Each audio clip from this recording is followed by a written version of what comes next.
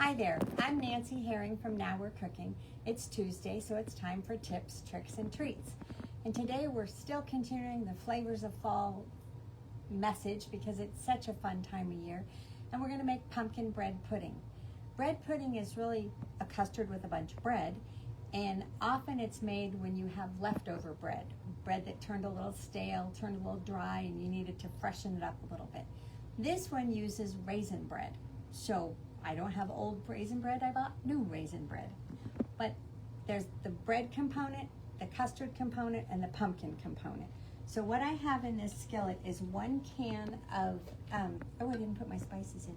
1 can, 15-ounce can of pumpkin. It's pumpkin puree, not pumpkin pie filling. So just make sure that it says that. Cinnamon, ginger, cardamom if you have it. I have a little allspice, so I'm just going to put a dash of that in. And you heat it until it, as they say, it starts sputtering. But you know when you cook oatmeal and the bubbles come up and it looks, if you've ever been to Yellowstone Park, it looks like a mud pool? That's what we're looking for here. So it's warm, they say, until it starts sputtering. So that's, I'm just gonna, it's all my spices are mixed in. So I've got, it's darker. And the other thing that's in here calls for 6 tablespoons of dark brown sugar. I had regular brown sugar, so I put about 5 tablespoons of regular brown sugar, and I put about a tablespoon of molasses to give it a little bit darker color, since I had both of those things. So I'm just gonna let it continue to bubble. In the meantime, I've got 3 eggs in my bowl, and I just wanna whisk them up. That's all I have to do. This probably should be done in a bowl and a spoon because we're gonna be adding hot pumpkin to this mixture, and you do it in bits because you don't wanna cook the eggs. We're not trying to scramble the eggs. So I'm gonna, and the raisin bread, it said 6 slices. This was more than 6 slices. And I think it said 4 slices. I needed about 6 cups. But what I discovered is that my casserole dishes are all different sizes. So I made one in a 9 by 13-ish pan. From this batch, I'm gonna do 2, and then I can take one to my mom. So what I'm waiting for is this to bubble up a little bit more. And you're not really cooking it, it's already cooked, but you're heating it through with the spices and the brown sugar. And in a second, it'll start blubbing. And if it doesn't, we're gonna say it's hot anyway, because I know it is hot. Yeah, it's starting to make those, it kind of, the bubbles kind of come up, and it looks to me like lava or something like that. So I'm hot enough with that. And what I wanna do, and this is the part that you just have to be careful with. I need, because I am the other-handed, it's going to be an interesting process here. But what I want to do, I'm going to use my spatula, and I just want to put a little bit and stir, stir, stir, stir, stir, stir, stir. And then I want a little bit more, and it's kind of a funky way to make a custard, but that's basically what we're doing, is making a custard. And this is a test to use my left hand. Okay, so I'm adding, and I still don't want to dump it all in. I want it to, bit by bit, and I'm looking for the mixture to be uniform and orange. Ooh, and it looks like I blubbed a little bit. That's okay. I'm gonna do another blob, or portion, if you will, and stir. If your eggs starting to look like they're scrambled, it's not what you need. So they're looking pretty well so far. And it smells very fall spices. The cinnamon, the ginger, all of that just, it smells so nice.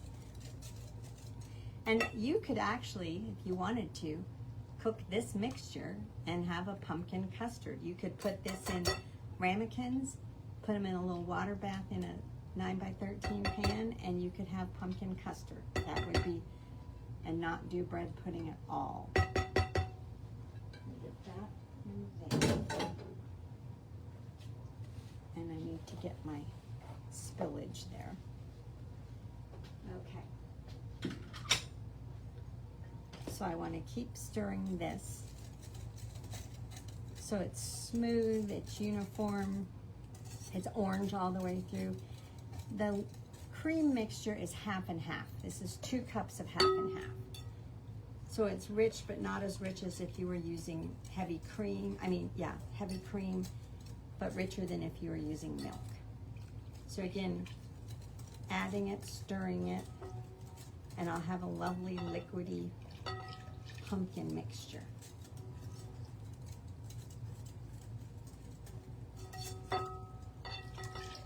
So supply-wise, a saucepan, a bowl, you know, nothing untoward to make this. No special equipment necessary. So now I want to get all my raisin bread in this mixture. So I cut up the raisin bread earlier. I cubed it in about, I don't know, that big of cubes. Crusts, the end, everything. In you go. And what I want to do is I want to stir it through and make sure that every piece has some custard mixture on it. This time, I'm not going to bake it now, but I will divide it into my 2 casserole dishes and I will bake it off later. And by having a chance to absorb some, the bread may be a totally different texture. But I just want to be sure that every piece of bread has some custard on it. And the raisins just are going to be a fun surprise when you cut into it. So instead of it 2.5 to 3 quarts, these are a little bit smaller. So I'm just going to use 2 as opposed to 1. And I just want to, let's see how I did dividing it wise. Oh, don't let my scarf get in there. Not too shabby. I think this, it's a very interesting look right now.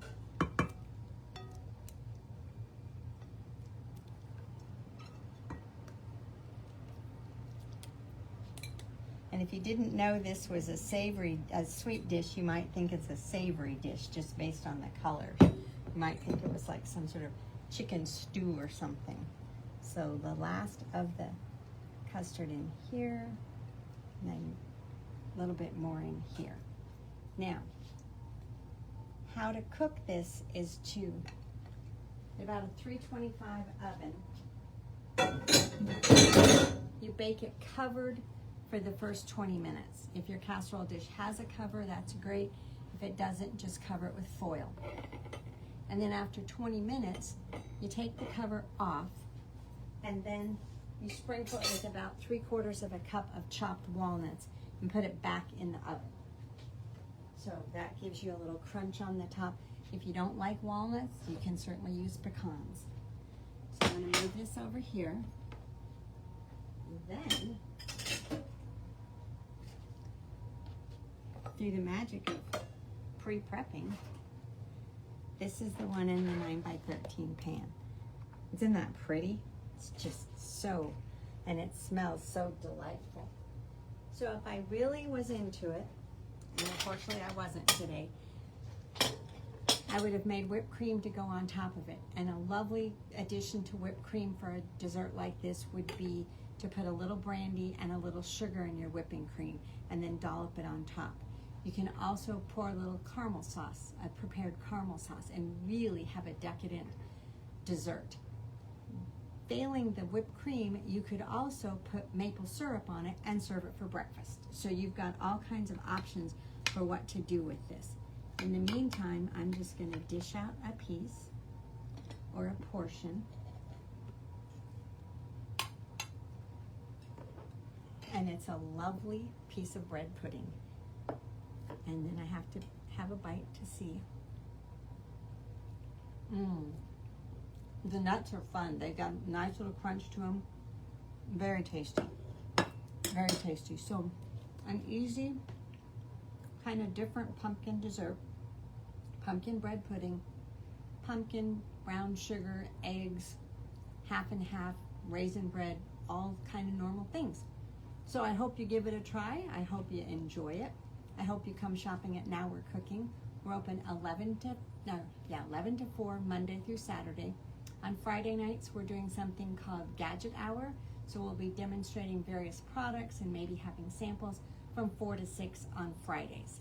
Otherwise, 11 to 4, Monday through Saturday. We look forward to seeing you. Happy fall. We're happy to help you with any of your cooking needs. Thanks for watching, and we'll see you next time.